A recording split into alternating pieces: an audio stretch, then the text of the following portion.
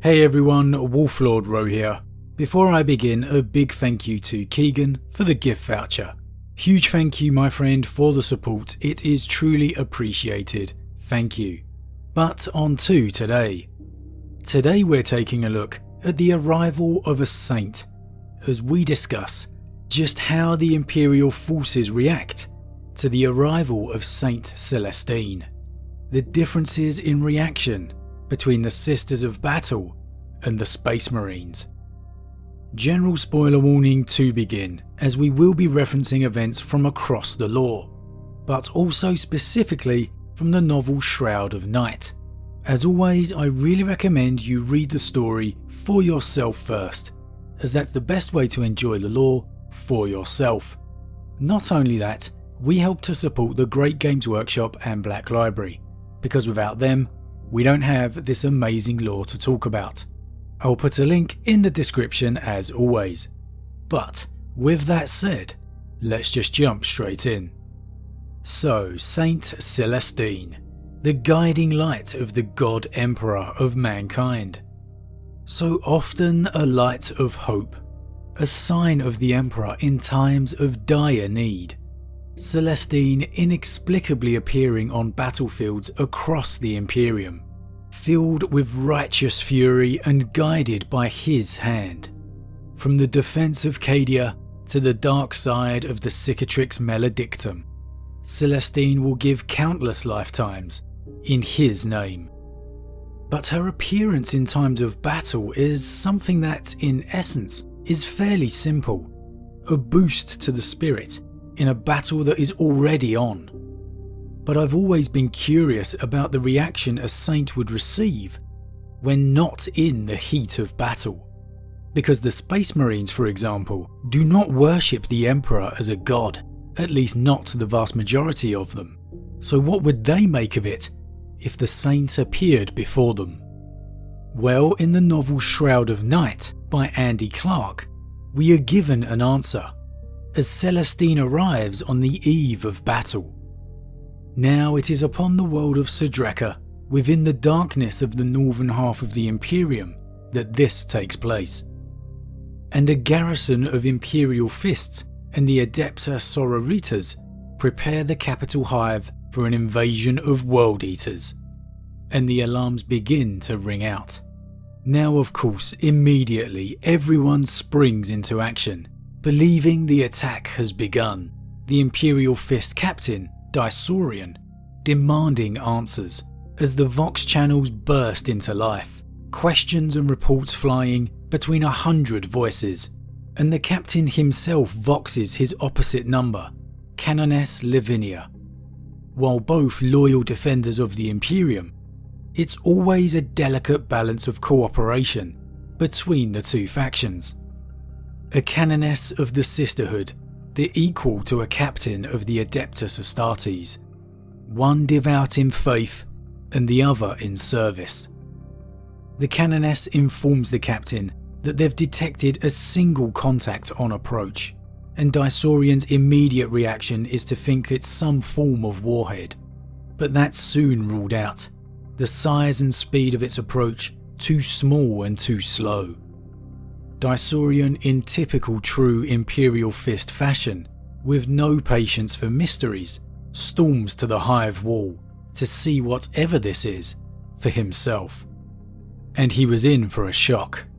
As the captain and his lieutenants man the wall, they cannot hide their shock at what they witness.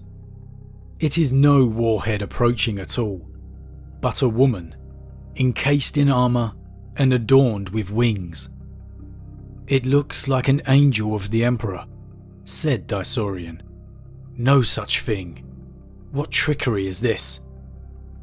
His answer comes in the form of a vox from the Canoness once more, rejoicing that they have been blessed by the God Emperor. The living Saint Celestine has come. And here we get the perfect example of the difference between the Sisterhood and the Adepta Sororitas. While the Canoness cannot hide her rapture and zeal, rejoicing in the news, Daisorian is immediately suspicious and on the defensive, just from the Canoness's reaction alone, his suspicion is raised. And that's such a great point to highlight. Where the Canoness is elated, the captain is only wary. Is it due to their genetic engineering, or simply not viewing the Emperor as a god? It's an interesting thought to consider. How would a religious chapter such as the Black Templars react? Both Sons of Dawn, would they have the same wariness the Imperial Fist has? Or would he share in the religious fervour of the sisters? But as Daisorian questions whether it could be a trick of chaos, the answer Lavinia gives sums up her mindset perfectly. "No, Captain," said Lavinia firmly. "My heart tells me it is so," in a voice that can only be the Emperor's own. "I have faith, Captain. It is she, and she will deliver us." Just as Daisorian's suspicions show us his nature, and that of the Space Marines, here Lavinia reveals her own, and that of the sisters. "My heart tells me, like the Space Marines have the pros and cons of not being strictly human, here the sisters have the boons and burdens of being human." Thinking with her heart. As much as the Canoness may wish to believe she could tell if this was true or not, would she truly be able to? When you wish to see something so much, your heart can blind your eyes. But as Celestine descends to the hive, even some of the Imperial Fists seem to become awed at the sight of such a figure. The saint who brought back the Primarch, who fought with him as he journeyed to Terra, and who made her stand upon the world of Cadia. Celestine lands apart from the Space Marines, upon the spires of the convent, and the Canoness rushes to greet her, relying on scripture for how to conduct the procedure. It is said the saint will choose 2 sisters to become her Gemini Superior, and it's the Canoness's duty to oversee the ceremony. And don't be shocked to see Lavinia having to rely on scripture. Celestine, for the most part of the Imperium, is nothing more than a myth or legend, even for the Sisters of Battle. For many, they will only ever hear stories, let alone get to witness. And only those truly devoted would even wish to see her. For her arrival only comes in times of desperate need. And this is really no different. As the sisters welcome their saint, the alarms sound once more. The enemy has arrived, and the battle begun. And man, when I read this, I really thought I was going to get some Celestine time outside of battle. But I guess that's the sacrifice the saint makes. She exists only to help those in need, wherever the God Emperor may guide her. But for all Daisorian's distance and skepticism, it is worth noting that during the frantic battle for survival to come, even Daisorian feels himself filling with fervent emotions, and a redoubled strength as Celestine joins him in battle.